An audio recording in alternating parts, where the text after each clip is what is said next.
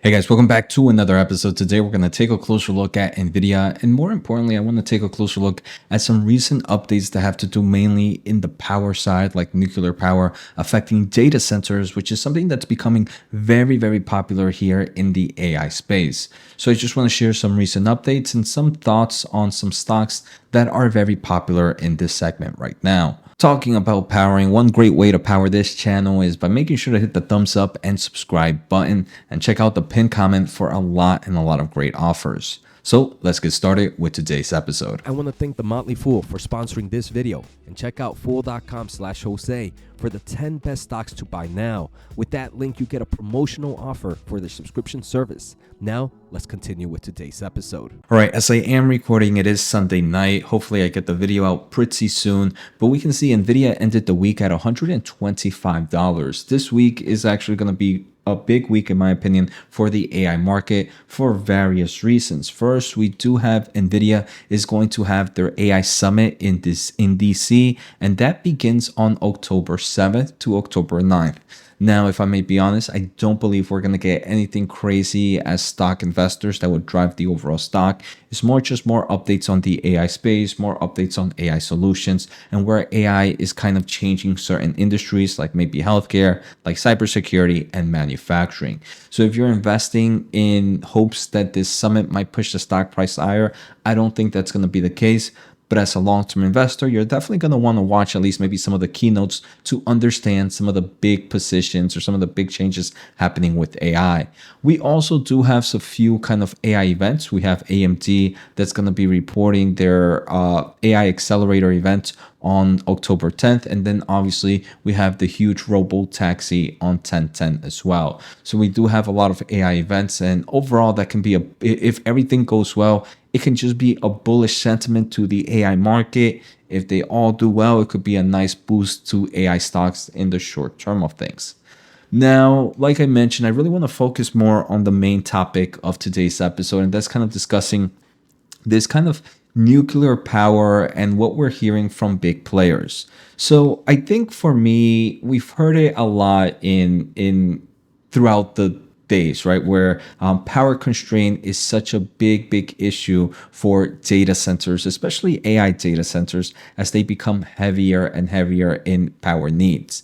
Now, I want to say for me personally, the first time I really heard a big company talk about it was Oracle during their most recent earnings, where they were talking about building like 800 megawatt data centers and eventually start going in the gigawatt power data centers. Within that same earnings at the end, the CTO of Oracle mentions that they are building some massive data centers where they're getting building permits for 3 nuclear reactors. And these are small modular nuclear reactors to power the data center. And it's kind of just showcasing how crazy things are going. So I want to say this for me was the first time I really started to pay attention to the nuclear space and started to figure out, hey, maybe we should keep a closer eye on this.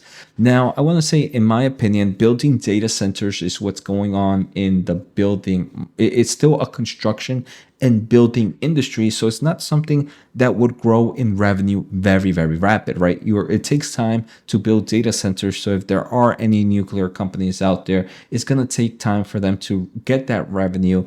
So it's not going to be a fast grower like Nvidia, where they just can build out chips and sell it everywhere at once.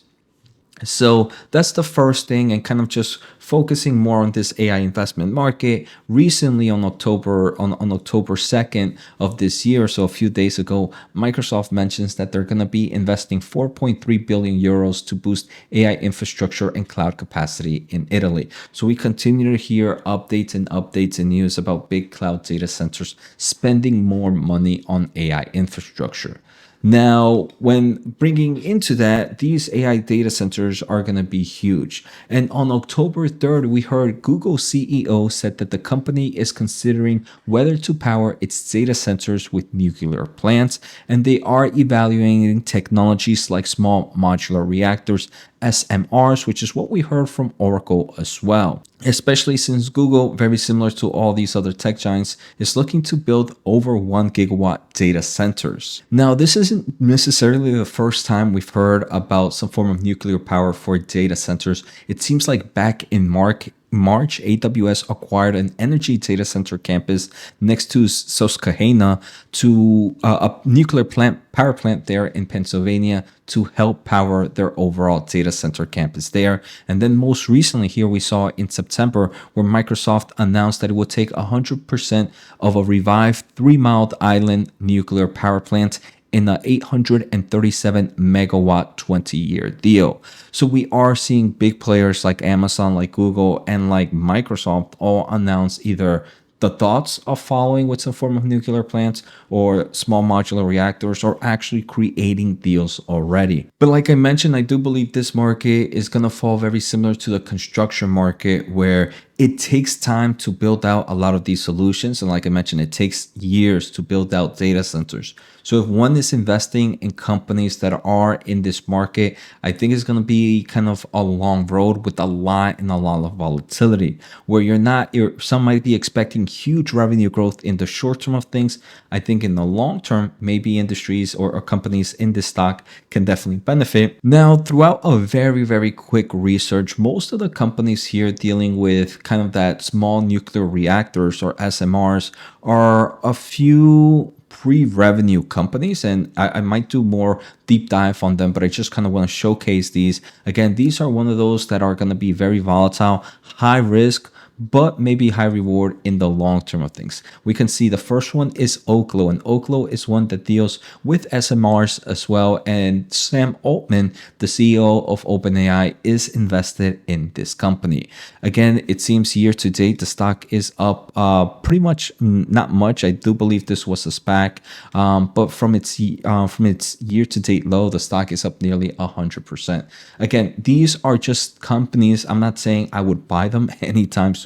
These are just companies within this market that maybe we should keep a closer eye on, but there's a lot of risk behind them. If you guys know any of them, let me know in the comments below, but it seems like most of them are pre-revenue at the moment. Another one is Nano Nuclear Energy with a market cap of roughly 584. Again, we can see year to date, a very volatile stock is up 273%.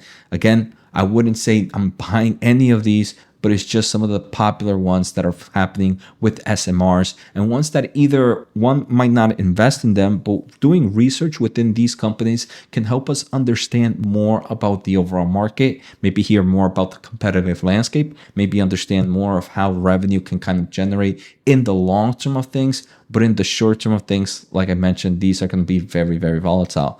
The last one I've heard about, very popular, is NuScale Power Corp, ticker SMR. And we can see these stocks did really well in the past day or so. And years to date, they are killing it, but very, very hesitant to even invest in them at the moment, unless, again, it's like that less than 1% to try to hit some golden ticket. Overall, these are stocks that, again, are more for information digging, where we should understand how SMRs are being built, where they can be located, what's the process of creation, what's the competitive landscape in this, and just understanding more about the industry. So if you guys have any other companies, let me know on the ticker, on the comments below. A few days ago, I did do a deep dive on Vertiv Holdings, and this is one that deals with a lot of kind of infrastructure solution needed for data centers. And one thing that they mentioned, or management mentioned here, is this is not going to be a high growth company, but it's definitely one that has long-term potential.